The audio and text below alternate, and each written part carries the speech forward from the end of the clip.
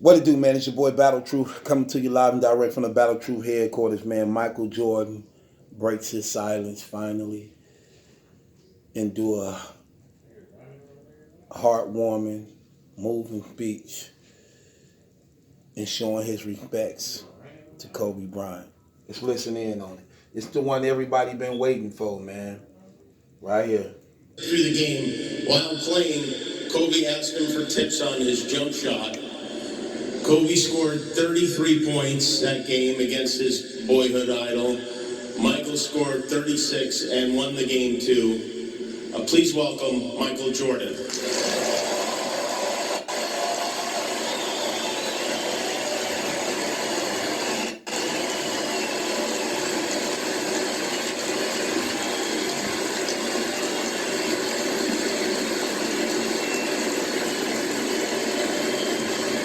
Yeah, it's the one everybody wanted to see right here. Everybody was waiting to hear this. Especially coming from the one who everybody knew I would say good morning, but it's Kobe loved. afternoon. I'm grateful to Vanessa and the Bryant family for the opportunity to speak today. I'm grateful to be here to honor Gigi and celebrate the gift that Kobe gave us all. Well, here comes as a basketball player, as a businessman and a storyteller, and as a father. In the game of basketball, in life, as a parent, Kobe left nothing in the tank. He left it all on the floor.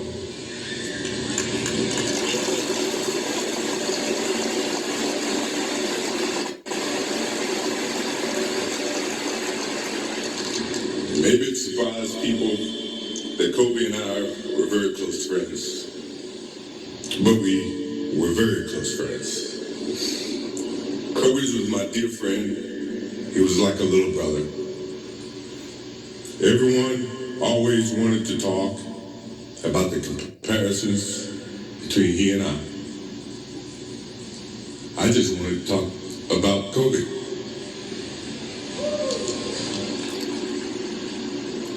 You know, all of us have brothers and sisters, little sisters who, for whatever reason, always tend to get in your stuff, your closet, your shoes, everything. It was a nuisance, if I can say that word. But that nuisance turned into love over a period of time, just because the admiration that they had for you as big brothers or big sisters. The questions, the wanting to know every little detail about life that they were about to embark on. He used to call me, text me, 11:30, 2:30, 3 o'clock in the morning. Talking about post-up moves, footwork, and sometimes the triangle. At first, it was an aggravation.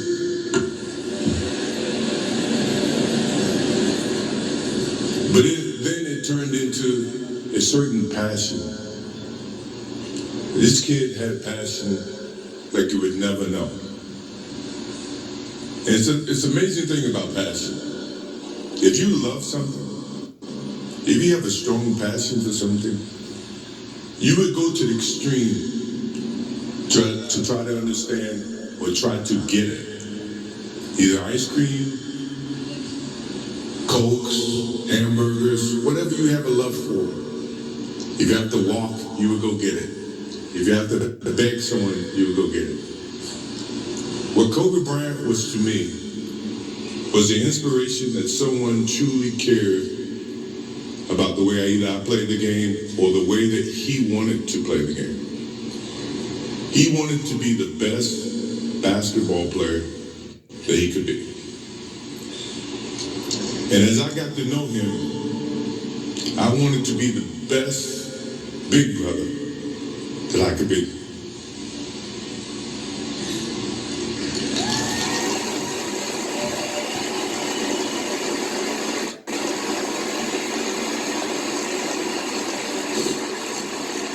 To do that, you have to put up with the aggravation, the late night calls, or the dumb questions. I took great pride as I got to know Kobe Bryant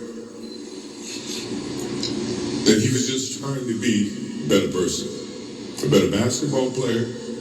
We talked about business. We talked about family. We talked about everything. And he was just trying to be a better person.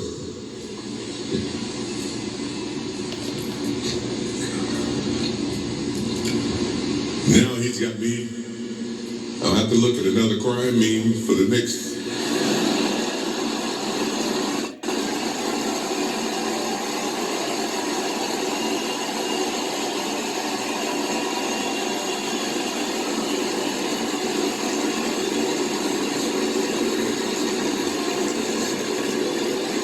I told my wife I wasn't going to do this because I didn't want to see that for the next 3 or 4 years.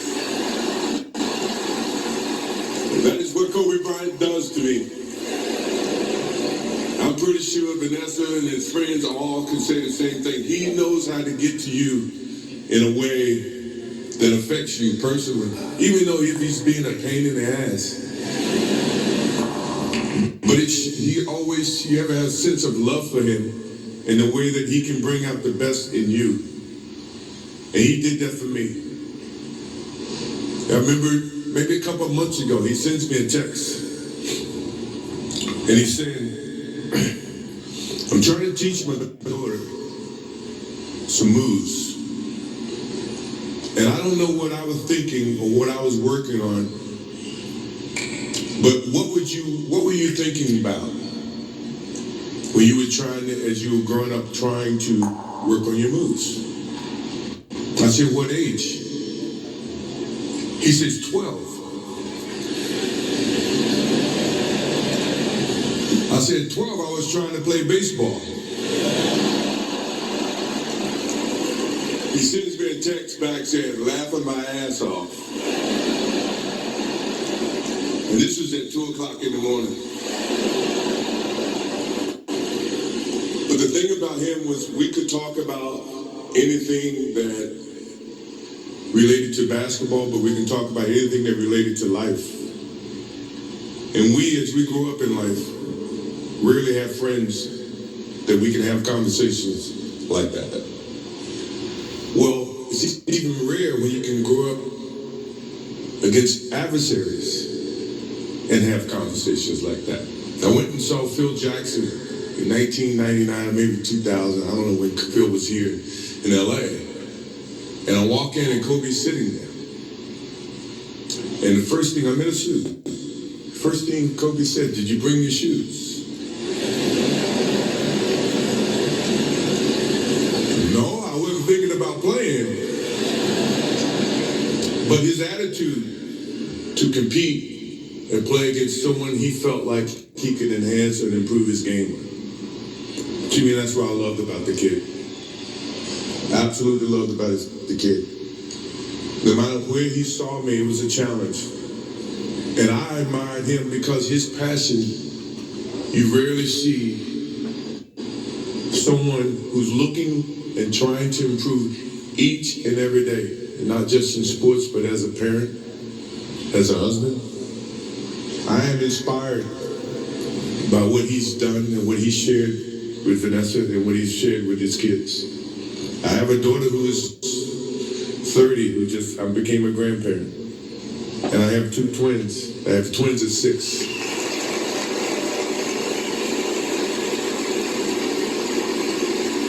I can't wait to get home to become a girl dad and to hug them and to see the love and the smiles that they bring to us as parents. He taught me that just by looking at this tonight, looking at how he responded and reacted with the people that he actually loved. These are the things that we will continue to learn from Kobe Bryant. To Vanessa, Natalia, Bianca, Capri, my wife and I will keep you close in our hearts and our prayers. We will always be here for you, always.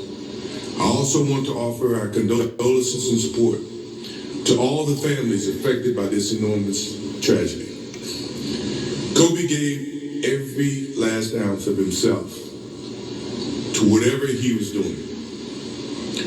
After basketball, he showed a creative side to himself that I didn't think any of us knew he had.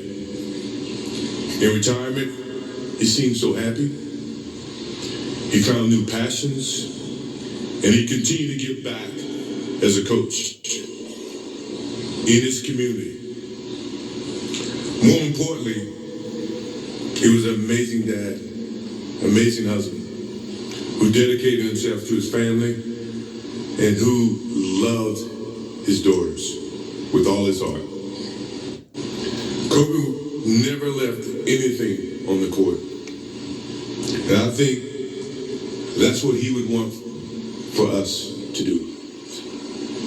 No one knows how much time we have. That's why we must live in the moment. We must enjoy the moment. We must reach and see and spend as much time as we can with our families and friends and the people that we absolutely love.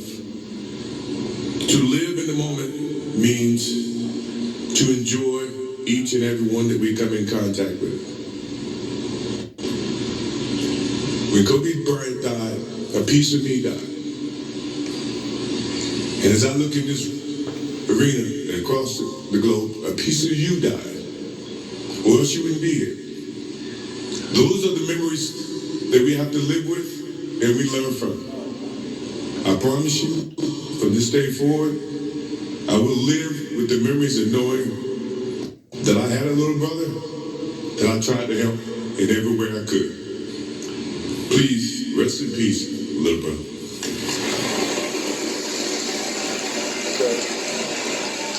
Okay.